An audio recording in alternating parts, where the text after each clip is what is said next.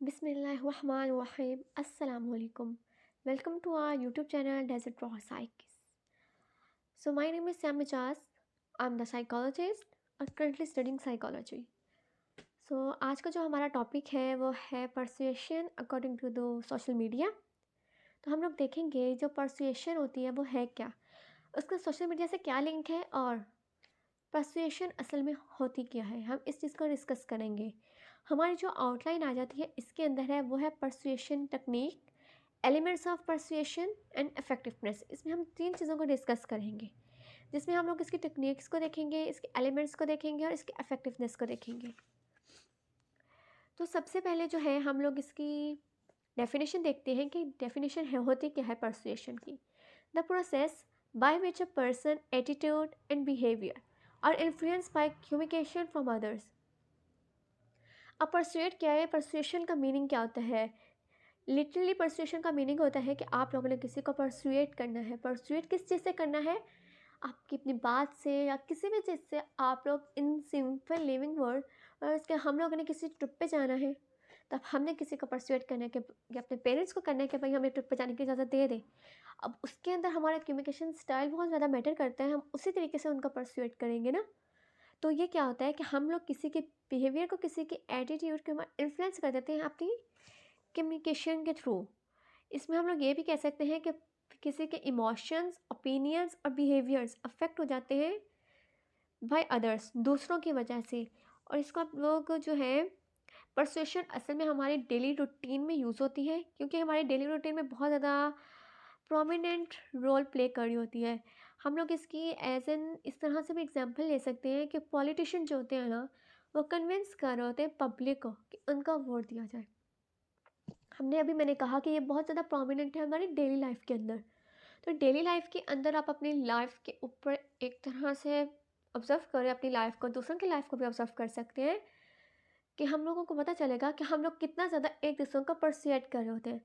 कि politician convince करते हैं पब्लिक को, और जो डॉक्टर्स हैं वो पेशेंट्स को इनकरेज कर रहे होते हैं कि ये मेडिसिन यूज़ करें। और इसके अलावा सबसे इम्पॉर्टेंट एग्जांपल, जो एडवर्टाइजमेंट्स होती हैं हमारे टेलीविज़न के ऊपर, वो क्या है, वो हमें ही मेन परसुएट कर रहे होते हैं, इन्फ्लुएंस कर रहे होते हैं हम ये चीज़ खरीदें। सबसे इम्पॉर्टेंट बात तो ये है कि जो हम लोग रोज़ाना के तौर पर देखते हैं। तो अब हम लोग परसुएशन के बाद अपना नेक्स्ट एलिमेंट्स पे जाते हैं। इसके एलिमेंट्स क्या हैं परसुएशन के? लोगोस है, एथोस है एंड पैथोस है। अब लोगोस और एथोस एंड पैथोस क्या है वो हम उसको डिस्कस करेंगे। फर्स्ट आता है logos. Logos refers to the knowledge, refers to the logic, words and the reasons in your argument.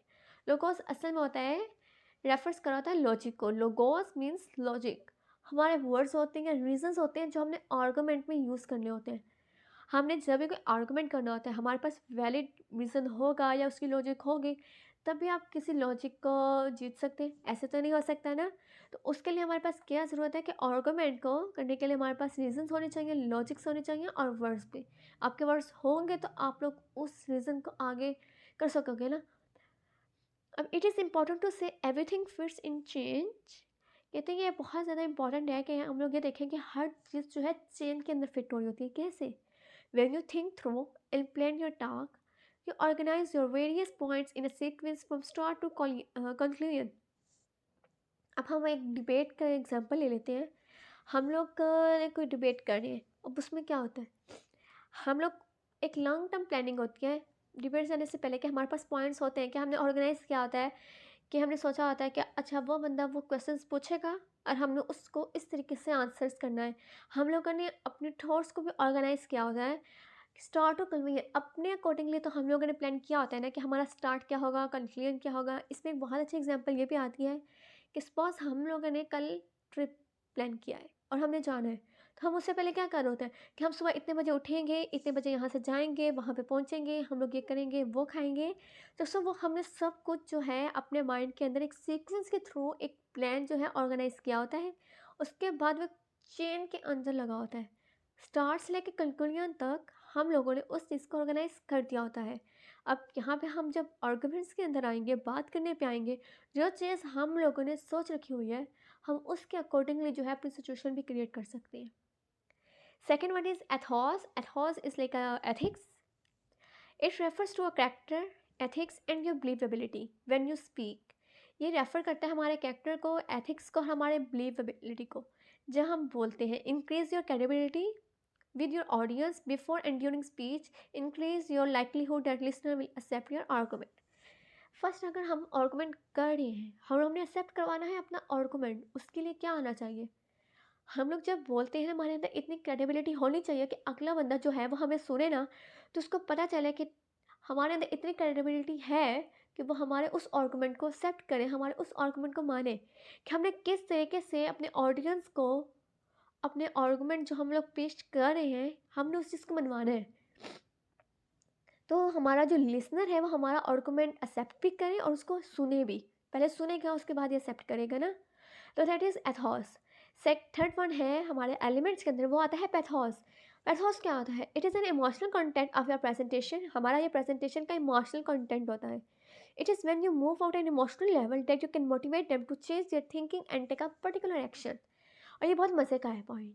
इसमें ये क्या होता है कि हम लोग ने इमोशनल कॉन्टेक्ट तक लेकर जाना होता है, कि हम लोगों ने ऐसी बात करनी होती है कि हम इमोशनली होकर उस चीज़ को मान लें। अब हम ये एज ए ड्रामा के हम एग्जाम्पल लेते हैं कि एक ड्रामा है वो सिंपली जा रहा होगा, लेकिन जब वो इमोशनल लेवल पर पहुंचेगा ना, तो हम लोग उस चीज़ पे कन्विंस होना शुरू हो जाते हैं, हाय यार कितनी बेचारी है, इसके साथ कितना बुरा हो रहा है। लाइक दिस हम लोगों ने अपने ऑडियंस को इमोशनल लेवल तक लेके जाना है कि वो हम लोगों को जो है हमारे आर्गुमेंट को एक्सेप्ट करे और वो उसी तरीके से उसी पर्टिकुलर एक्शन के थ्रू उस चीज़ को सोचने लग जाए। उसके बाद आता है इफेक्टिवनेस ऑफ परसुएशन। उसमें क्या आता है? हमारी क्रेडिबिलिटी आती है, एंड अंडरस्टैंडिंग ऑफ ऑडियंस आता है, solid argument and effective communication.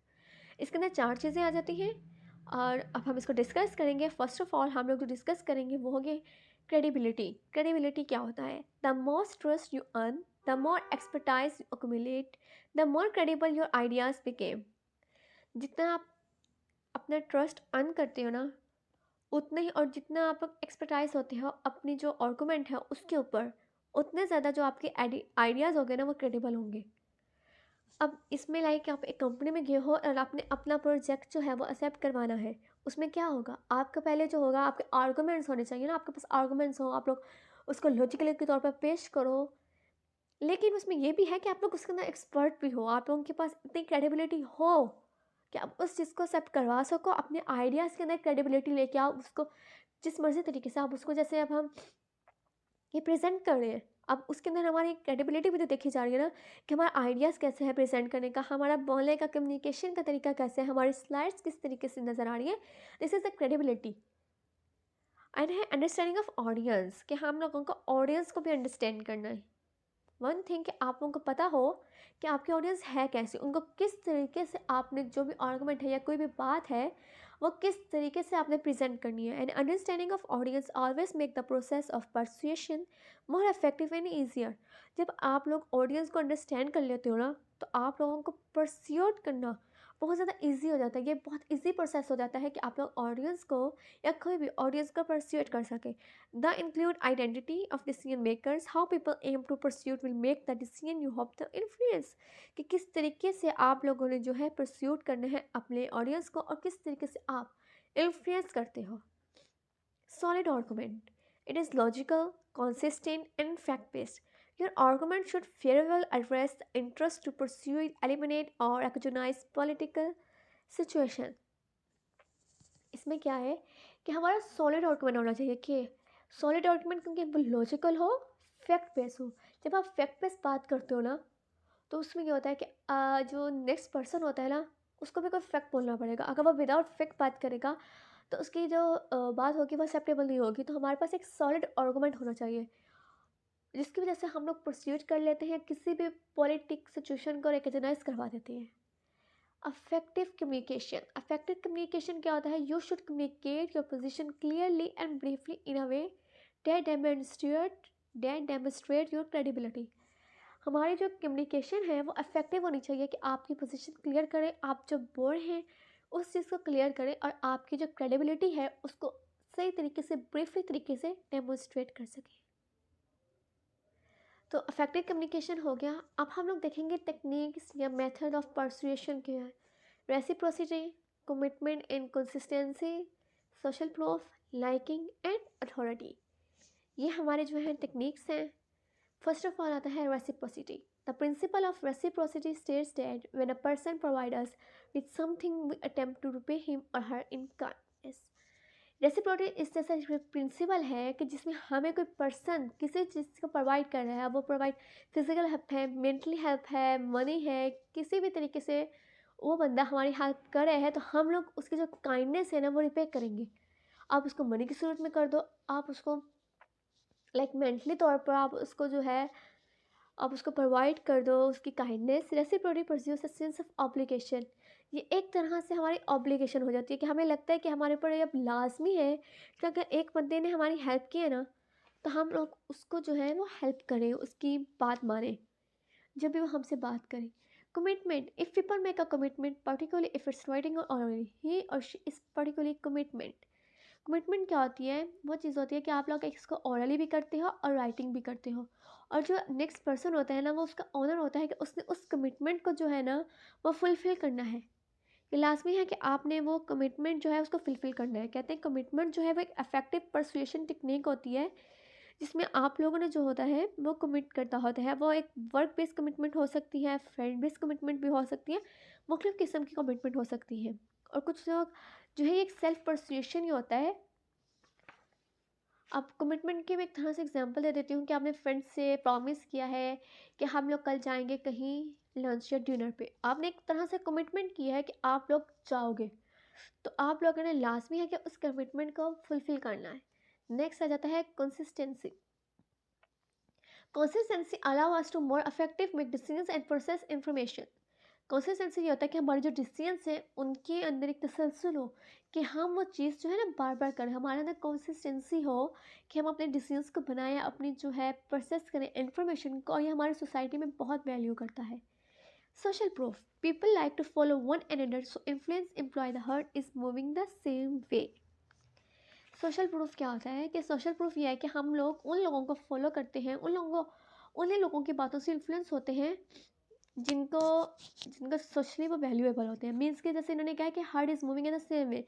एक हार्ट है, वो एक सेम ही वे में चल जा रहा है। क्यों? वो एक चीज़ से लीडर से इन्फ्लुएंस है। कहते हैं if someone who is similar to you is a leader, you are more likely to listen and follow him as a compare to leader who is not similar to you. एक ऐसा leader जिसके thoughts और opinions आप लोगों के thoughts और opinion से मिलती हैं, आप लोग उस लीडर्स को ज़्यादा फॉलो करोगे रेदर देन जिनके अंदर आपके अंदर सिमिलैरिटी नहीं पाई जाती। जब आप लोगों के अंदर सिमिलैरिटी पाई जाती है ना, आप उन लोगों को फॉलो करते हो।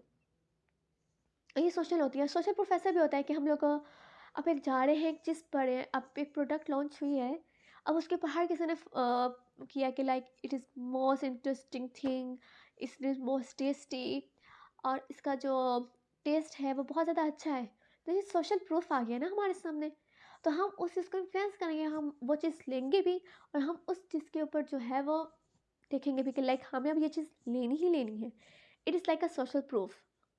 Next one is liking. It is easy to influence someone who likes you. जिसको आप पसंद करते हो ना, आप बहुत जल्दी उससे इन्फ्लुएंस हो जाते हो। अगर आप किसी को पसंद करते हो, आप आपको कुछ कहेगा कि आपने ये काम करना है, तो लिटरली आप उसके पहले ही इन्फ्लुएंस हो तो आप वो काम करते हो। आपने देखा होगा कि बहुत सी ऐसी प्रोडक्ट्स आती हैं जिसमें मशहूर एक्ट्रेसेस जो हैं वो एडवर्टाइजमेंट के लिए आ रही होती हैं। क्यों?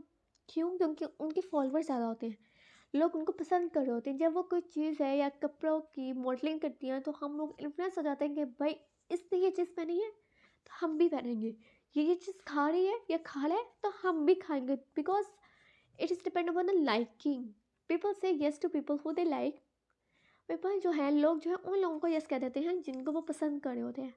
अब इसमें टू मेजर फैक्टर्स आ जाते हैं। एक आता है फिजिकल अट्रैक्टिवनेस, एक आती है सिमिलैरिटी। अब फिजिकल अट्रैक्टिवनेस में क्या आता है? The more who are more physically attractive seem to be more persuasive.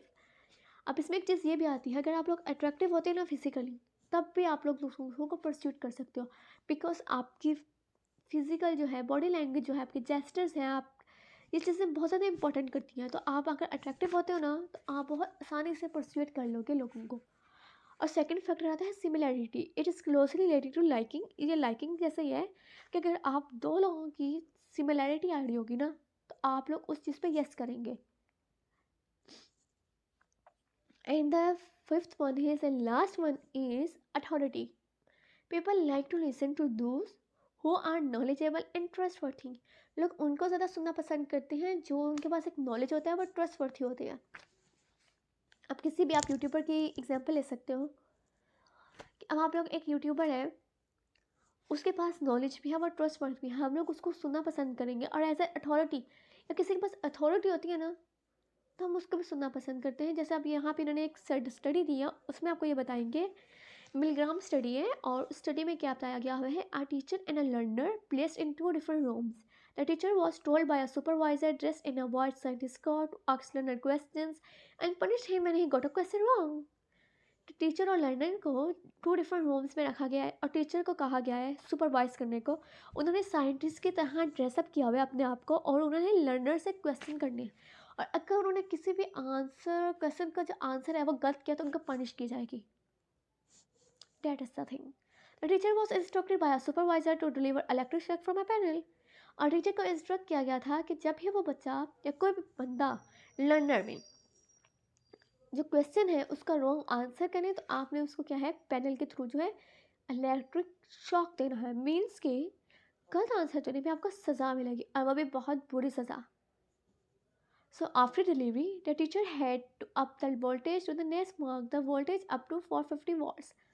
अब इसमें यह है कि जब टीचर ने उनको बताया गया था टीचर को कि जब भी लर्नर एक आंसर गलत देगा तो आपने उसको इलेक्ट्रिक शॉक देना है और उसके बाद एक मार्क करना है, ठीक है ना. तो जैसे जैसे वो आंसर गलत देते जाएंगे आपने मार्क लगा देते हैं. तो एट द एंड जब ये रिसर्च का क्वेश्चन आंसर का सेशंस कंप्लीट हुआ था, जो वोल्टेज है वो 450 वॉट्स तक पहुंच गई थी. The case to this experiment was that the teacher did not know the learner was an actor faking the pain sounds he heard and was not being harmed. और इस एक्सपेरिमेंट की खास बात क्या थी कि टीचर को नहीं मालूम था कि जो लर्नर है ना वो एक्टर है, और उन लोगों को जब शॉक दिया जा रहा था ना, बिकॉज वो एक्टर थे तो वो फेक साउंड प्रोड्यूस कर रहे थे भाई. लेकिन उन्होंने क्योंकि एक्सपेरिमेंट करना था तो उनका असर में आप लोग से इलेक्ट्रिक शॉक नहीं दे सकते थे.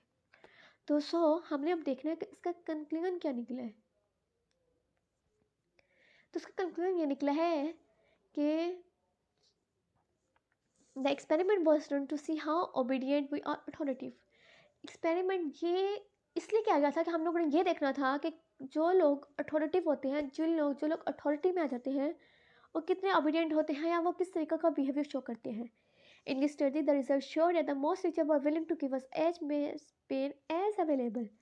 इस स्टडी में शो किया गया था कि टीचर जो विलिंग थे पेन देने को, ज़्यादा पेन देने को, जितना उनके पास अथॉरिटी थी ना पेन देने की, वो लोग विलिंग थे कि उनको उन्होंने पेन देनी थी. Oh my God, it's interesting thing. The conclusion that people are willing to bring pain upon their when they are directed to the authority figure. तो इसका कंक्लूजन ये निकला है कि वो लोग जिनके पास अथॉरिटी होती है वो दूसरों को जिस हद तक उनके पास अथॉरिटी होती है वो लोगों को पेन देते हैं.